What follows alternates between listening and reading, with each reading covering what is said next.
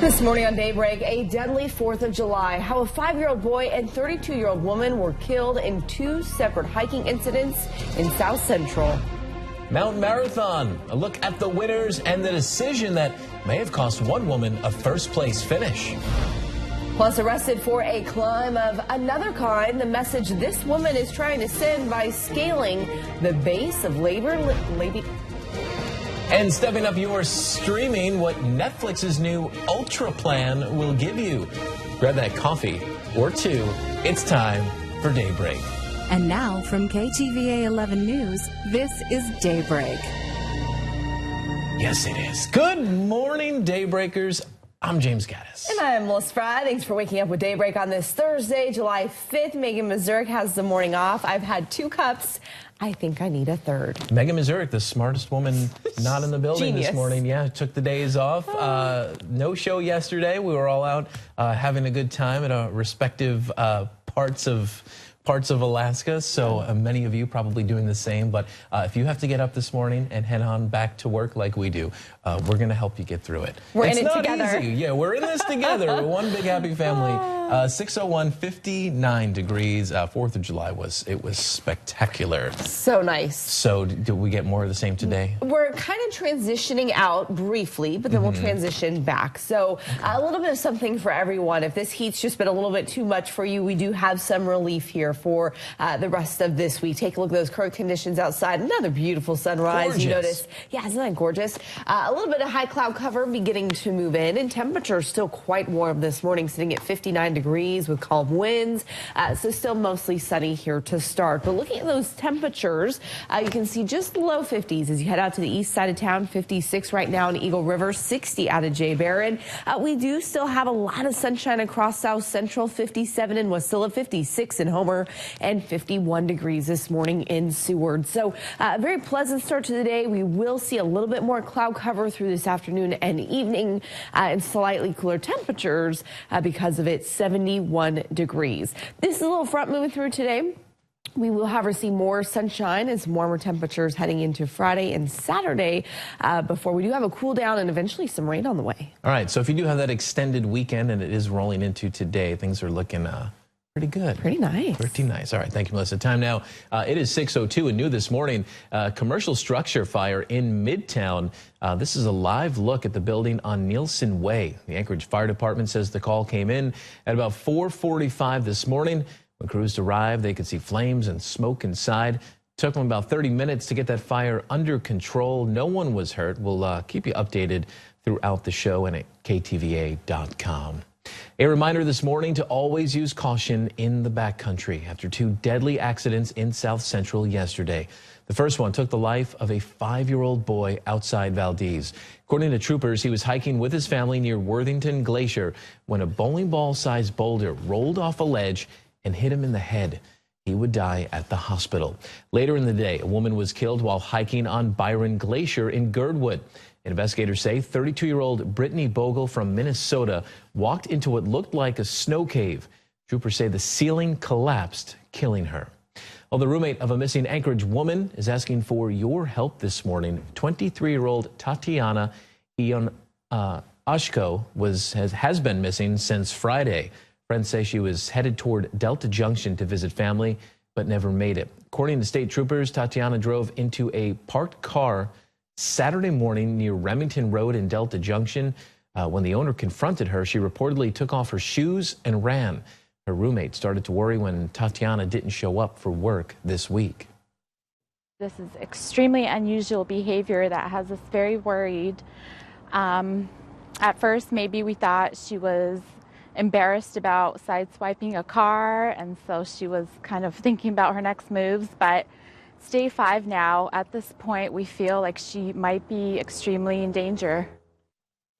If you have any information about this case, call Alaska State Troopers. Thank you, James. Time right now, 6:06, and eating an absurd amount of hot dogs was not the only way to celebrate Independence Day. In Anchorage yesterday, plenty of people showed their patriotism downtown. This morning, KTVA 11's photojournalist Jared Mazurek brings us the highlights. It's the people, it's the atmosphere, good people coming together in a strong community. It's important, I think. Family tradition. Come out every year. We have to try as much of the carnival food as we can. God bless America. Love the bagpipes. Love Family the bagpipes. I love bagpipes. We try to come out every year. Second year. It's nice to just see the community and just have a good time, you know. Here every year, we live here, we love America, love celebrating freedom. I love the band that's coming up. Yeah. That's my favorite. It's a lot bigger than we thought it would be. It's huge. I'm pretty sure it's a lot bigger than it was last year.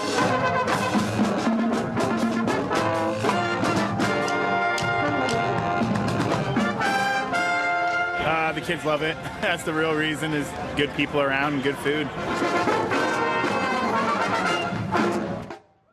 Awesome stuff. That did look like a very big parade. Pretty impressive. I'll have to say, that parade is one of my favorite things here in Anchorage. We missed it yesterday, and I did kind of notice not having that to start our day. The date felt a little off. A little different. Another 4th of July in the books, and it would not be complete without one of Alaska's most grueling mountain races. Yeah, that, of course, is Mountain Marathon, which wrapped up yesterday in Seward. 17 of our photojournalists were up and down that mountain to bring you the highlights. An army of people out there yesterday. KTVA 11 sports director Dave Goldman, yeah, he was there too. This morning, he recaps the paths that yesterday's big winners took to the finish line. Well, as the song goes, baby, we were born to run, and they certainly were today. Welcome to our coverage here, Mount Marathon 2018. What a great way to spend our July 4th here in sunny Seward, and what a terrific performance by a handful of runners today. They were all game, and they're just winding things up now. 3 of the 4 winners today are newbies. The juniors, both categories, are new victors. Let's start, though, with the men today, because David Norris is a repeat offender, if you will. Second time in 3 years that the APU star skier takes the victory, and he had to work hard for this one. He broke the record at 41:26 a couple of years ago. No records today. He and Max King were dueling for much of this thing. Norris tried to break him early, then King comes back. They get to the top of the hill, and then Norris seemed to be leaking oil a bit. And then he hit the snow, and things got better for him quickly. It seemed to give him a recharge. And from there on out, it was his race, and he takes care of it. And he edges out Max King, who also had a very game effort today at 38. The former All-American here for his first time said it was intimidating, but he certainly did not look intimidating. On the ladies' side, will she or won't she? Well, as it turns out, Ellie Ostrander did not run. She decided, as the defending champ, to sit things out, and that opened the door for a handful of ladies. Christy Marvin perhaps had an opportunity. Rosie Frankowski, Denali Foldaker-Strabel, but in the end, it was Australian Jessica Yaton who had a slow but steady performance. Slow, relatively speaking. She trailed Rosie Frankowski for much of the race, but then Frankowski decided not to use the snow, and she decided to do a sidewinder thing. It was point A to point B for the Australian. She took the lead and never yielded it. A first-time runner and a first-time winner here at Mount Marathon. Foldaker-Strabel takes second, and Rosie Frankowski was 7th. Kendall Kramer, a first-time winner on the girls' side from Fairbanks at 16 years old, a junior who looked very strong, and the same for Michael Connolly. So a terrific day of running here at Mount Marathon. The weather could not have been better, and of course more coverage on KTVA.com. For now, in Seward, Dave Goldman, KTVA 11 Sports. Impressive finish as always, and the crowd right there with them. It was a party down there. We went down, brought the dogs, made a day of it, and it was pretty. I don't want to give it away because it'll be so crowded next year. But we went to stop by the KTVA tent to see who was hanging out down there, and we had too many people all over the place. But it was very cool because it was down by the finish line, and we had one big monitor with what we were broadcasting. So you could watch the race on the monitor. The monitor next to it had where everybody was in terms of first, second, their place at the time. So then you could watch it on, we were able to just watch it on the TV and like peek our head around the tent, look up at the mountain, kind of get the live view. Yeah. And then we were right there at the finish, and it was pretty electric in Seward. That's really fun, yeah. It's 17 cameras on the mountain, and those guys are running up and down, and women running up and down, keeping up with the runners. John Thane, shout out to John Thane. 6:42, welcome back. Time to check into the Catch Country studios for your silly stat. It is Daybreak's Morning Brew with Scott and Sue. Good morning. Happy 5th of July. Morning, happy 5th of July, and we're here working. I know. What's that? That's what we do. It's just so weird to have it in the middle of the week. It's just weird. Yeah. It's terrible. Who planned that? I think it happens every 12 years or something. I don't know. It's weird. Okay. All right. What are we doing? Oh, some stat. No, we have something on your screen for. What's going on? Yeah, I didn't know if we had time for it. It is National Graham Cracker Day today. Yeah. Graham crackers originally a health food. It was invented by a minister, a Presbyterian minister in the 1800s, developed as a health food, as part of a diet. Well, it's much healthier than the stuff that's on the market today, that's for sure. Yeah, probably. A little different. Yeah. I had one yesterday with s'mores. Yeah, it was all about the s'mores around the campfire yesterday. So yummy. There you go. Have the That's the good You stuff. already celebrated a day early. Good for you. That's how we roll. Okay. All right, silly stat. Let's do it. Okay, 70% of adults say they can tell when someone is faking this. What are they faking? Let's start with Melissa. What are they faking? 70% of adults have... I had to go to Facebook for this one. I saw several people saying faking an apology. Like, so sorry. Oh, that's I'm sorry, I'm did that. sorry. Oh, I I'm sorry. apologize. My bad. Yeah. My bad. Oops. Yeah. That was fake. You're not even sorry. You're not Not even sorry. sorry. Faker. I know you're faking You're it. sorry, but you're not sorry. Yeah, yeah. All right, James, what about you? When you're faking being really energetic and perky in the morning when you're only working on like 2 hours of sleep. No, Like you're doing it right now. We never do that. I would never do Like that, but right now. I know other people do. Let me tell you. I don't know. I know who you are. What was that, fake being awake? Fake being awake. I'm going to say they can tell when you're fake, when you're lying. When you're lying. Oh. Oh, okay. Yeah, fake telling the anything. truth. Yeah, something like that. Oh, Yeah. no, I'm sorry, that was not my answer. I want to say fake laughing. I want to say not lying, laughing. Oh, yeah. You tell a joke, they laugh, and you're like, you don't find that funny. Oh, gosh, you're so good at it. Because I get them all the time. All the time. Okay, let's go. Yeah, let's unveil the correct answer. Yeah. Lying. You know what? It is laughter. It is Okay, good. laughing. Wow, yeah. After all that rambling, I got it right. That's fantastic. Makes it all worth it. Nice. All right, guys. Nothing no wrong with laughing fake matter.